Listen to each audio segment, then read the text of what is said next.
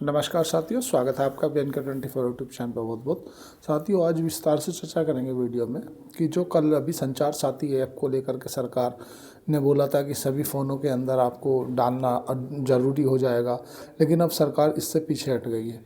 और सरकार एक्चुअल में क्या था, जो संसद में विपक्ष ने इनको घेरा था और घेरते हुए सरकार से जवाब लिया था, मतलब सरकार को तलब करते हुए पूछा था कि आप जो ये संचार साथी ऐप सभी फ़ोनों में कंपलसरी कर रहे हो और ये ऐसा ऐप होगा जिसे आप डिलीट भी नहीं कर पाओगे, मतलब इससे लोगों की जासूसी की जा रही है। तो इसके लिए टेलीकॉम मंत्री जो ज्योतिराज सिंधिया हैं, उन्होंने मतलब आकर के बयान दिया और ये कहा कि संचार साथी ऐप जो है, इससे सरकार केवल सभी लोगों को अवेयर्स कराना चाहती है। और संचार साथी ऐप से पिछले 1 सालों में लगभग 1.5 करोड़ से ज़्यादा जो नंबर है ना, वे हमने डीएक्टिवेट करे हैं, जो लोगों के मतलब जिनके साथ में फ्रॉड होने की आशंकाएं थी।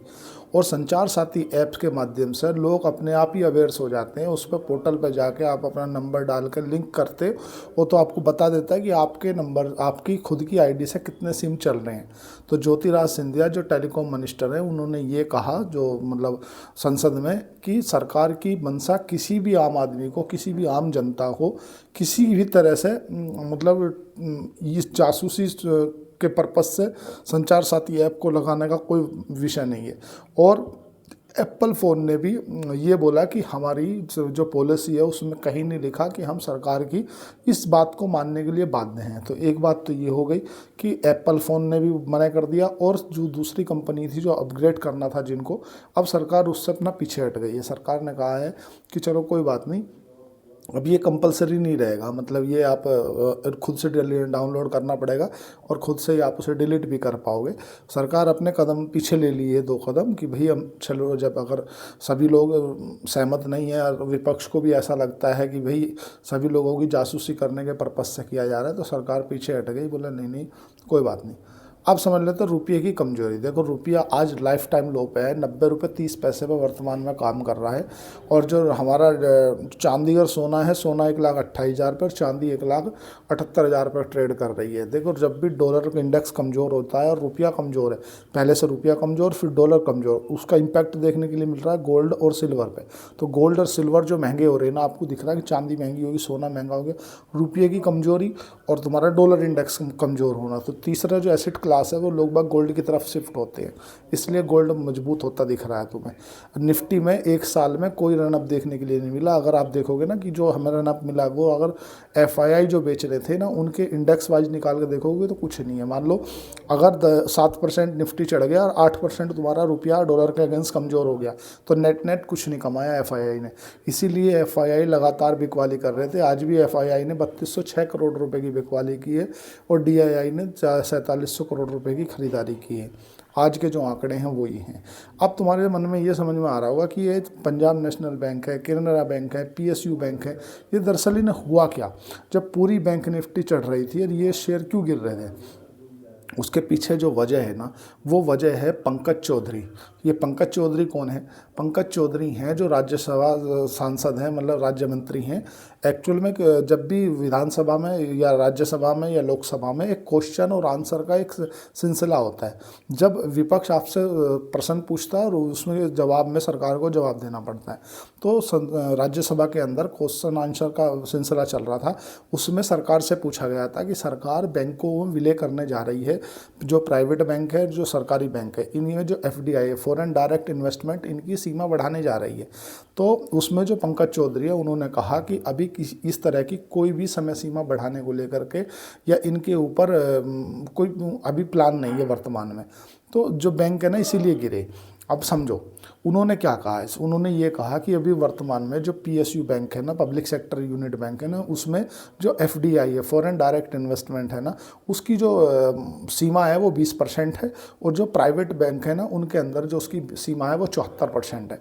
मतलब उसे बढ़ाने के लिए अभी मना कर दिया कि हम इन्हें नहीं बढ़ा रहे। इसलिए जो बैंक, क्योंकि ये बैंक भाग क्यों रहे थे भाई, बैंकों के ऐसा तो कुछ नहीं था ना कि जो बाकी के शेयरों को कुछ नहीं मिला, इन्हें सब कुछ मिल गया।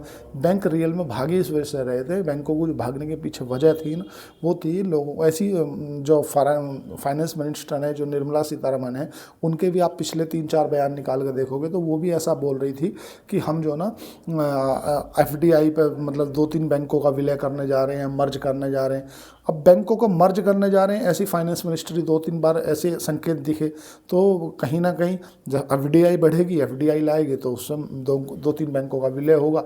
अब उसको लेकर के जो पंकज चौधरी है, जो राज्य मंत्री हैं राज्यसभा के अंदर, उन्होंने कहा कि अभी इसके ऊपर कोई भी किसी तरह की कोई चर्चा नहीं चल रही। इस पर पहले नीति आयोग हमें मतलब जो भी कुछ करना होगा नीति आयोग बना कर देगा, उसके ऊपर हम विस्तार से फिर चर्चा होगी, फिर जो भी कुछ होगा सरकार उसके लिए बताएगी।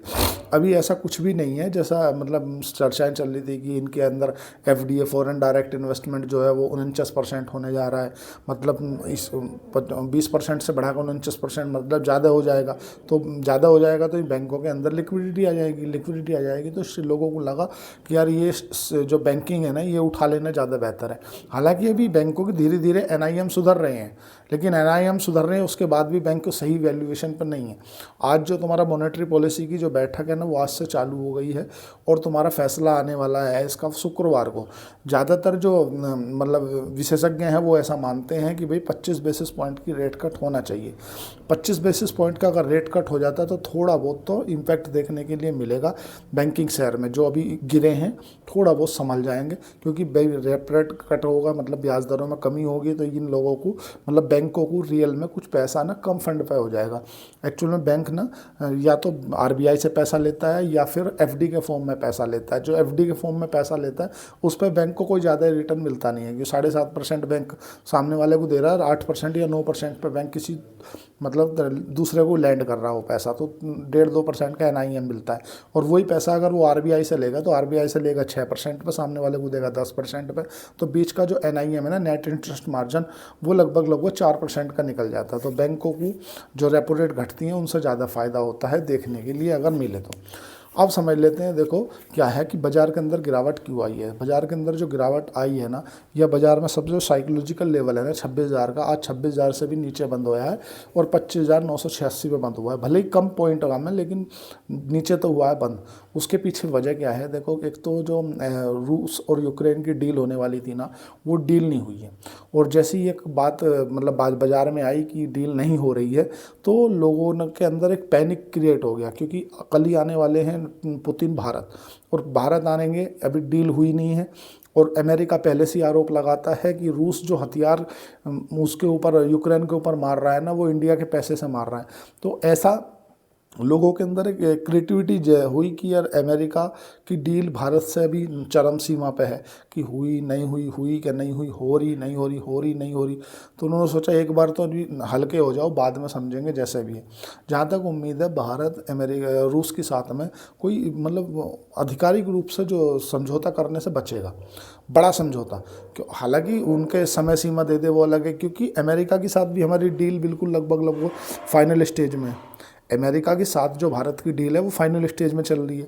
और इस कंडीशन में अभी हमारी अमेरिका से खटपट क्यों चली थी, खटपट इसीलिए चल रही थी ना कि भारत अमेरिका से मतलब एनर्जी और हथियार वगैरह नहीं खरीद रहा, रूस से खरीद रहा है। भाई ये दोनों के दोनों जो है ना, रूस हो चाहे अमेरिका हो, ये दोनों हथियार के बड़े सप्लायर हैं, एनर्जी और ऑयल गैस इन सब के बड़े सप्लायर हैं।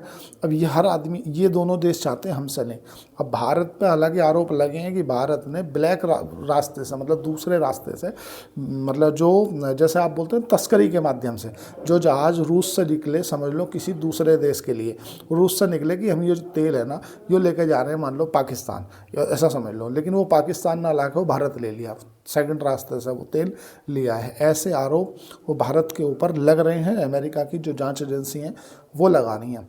इम्पैक्ट क्या देखने के लिए मिलेगा इसका इम्पैक्ट ये देखने के लिए मिलेगा आपको, एक चीज़ मैं आपको बताऊं कि अभी ना स्टॉक मार्केट में चर्निंग हो रही है। चर्निंग मतलब जो FII है ना वो इंडिविजुअल स्टॉक में पैसा डाल रहे हैं इंडिविजुअल में, और अभी जो FII की लॉन्ग पोजीशन है ना वो लॉन्ग पोजीशन 16% के नीचे आ गई है, और वे उस पैसे को जो इंडिविजुअल है ना जहाँ पे उन्हें लग रहा है कि भाई यहाँ पैसा फ्यूचर में बन सकता है वहाँ वो शिफ्ट कर रहे हैं उस पैसे को, और जो इंडेक्स से निकाल रहे हैं।